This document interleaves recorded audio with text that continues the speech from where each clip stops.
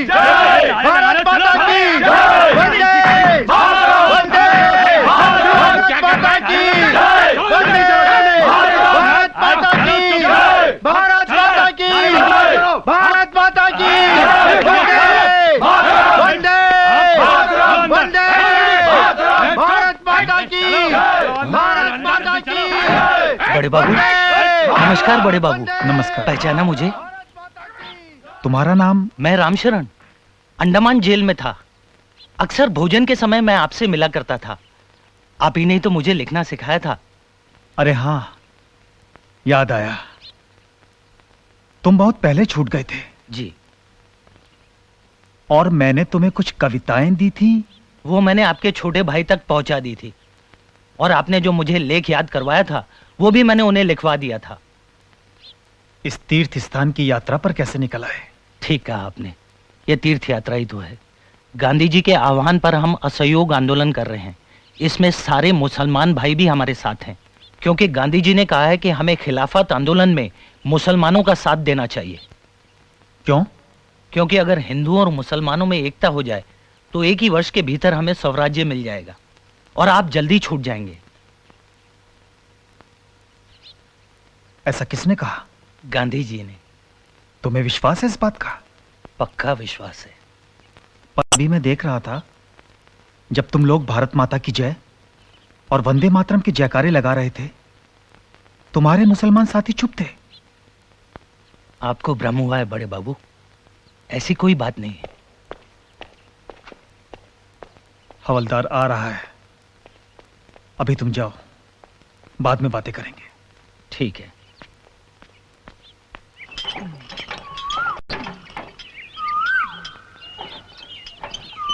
आ जाओ।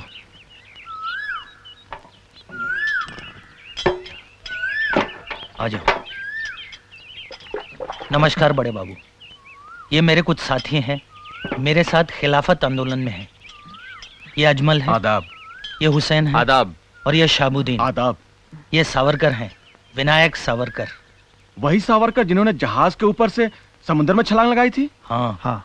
11 बरस काला पानी में रहने के बाद अब ये यहाँ आए हैं। 11 बरस? हाँ। जनाब, आपको कितने बरसों की कैद हुई है? 50 वर्षों की। 2 उम्र कैद हैं। क्या मैं आपसे बात पूछ सकता हूँ? पूछिए।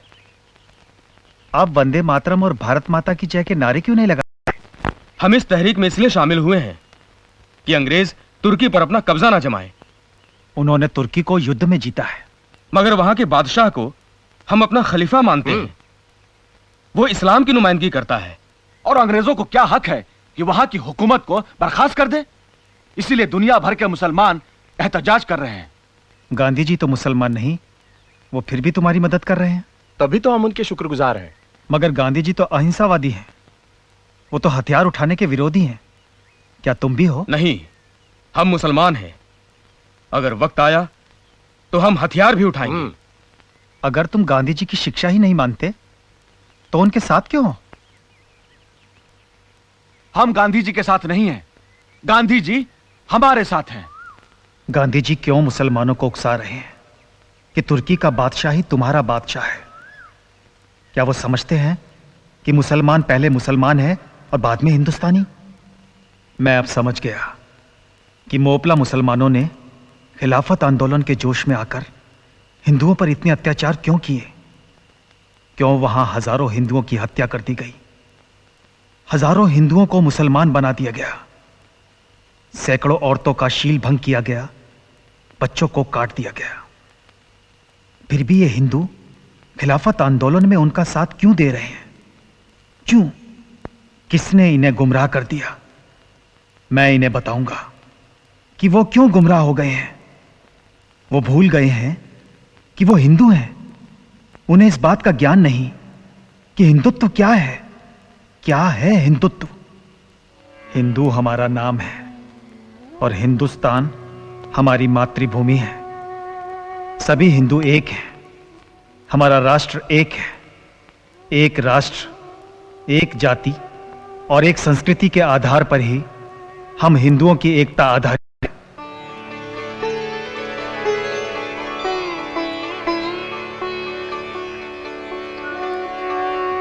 वे सभी व्यक्ति हिंदू हैं जो हिमालय से समुद्र तक इस समग्र देश को अपनी पितृभूमि के रूप में मान्यता देकर वंदना करते हैं, जिसकी धमनियों में उस महान जाति का रक्त प्रवाहित हो रहा है जिसका मूल सर्वप्रथम सप्त सिंधुओं में परिलक्षित होता रहा है और जो विश्व में हिंदू नाम से सुविख्यात है।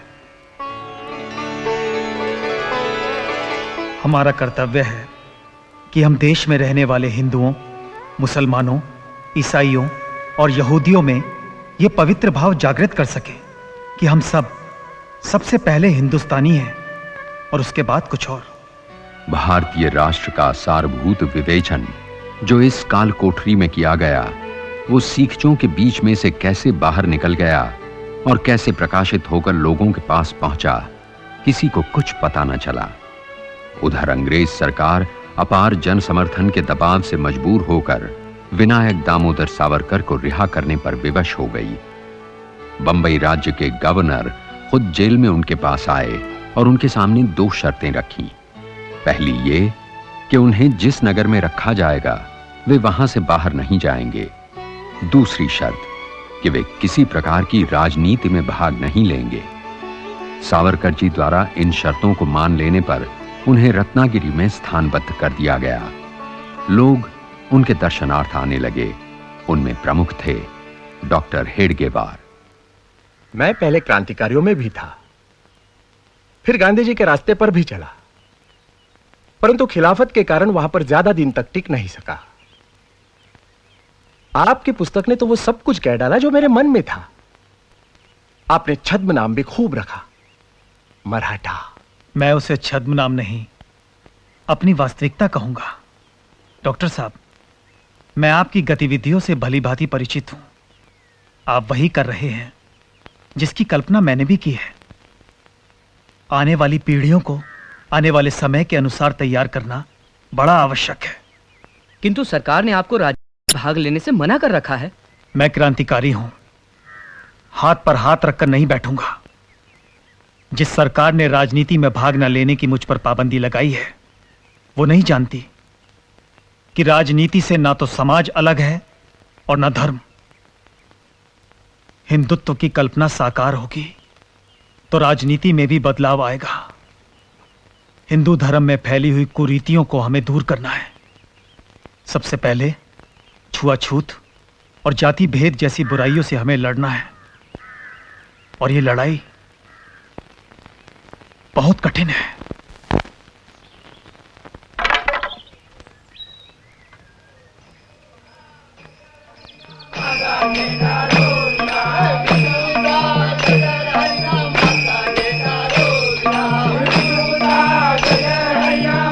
आज अगर पेशवाई होती तो इस सावरकर को हाथी के पैरों तले कुचलवा दिया जाता।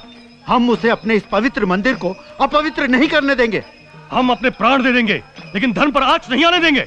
अब भी अगर सावरकर ने अपना हट नहीं छोड़ा तो आज खून की नदियां बह जाएंगी।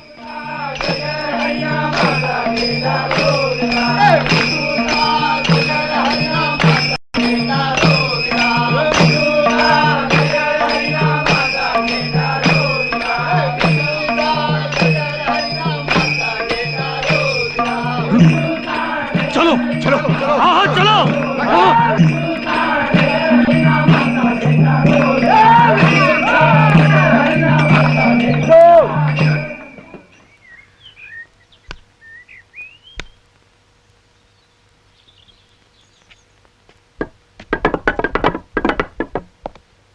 अगर आप इन लोगों को साथ लेकर मंदिर में दाखिल हुए तो दंगा होने का खतरा है, इसलिए मैं आपको। आप मुझे इन लोगों से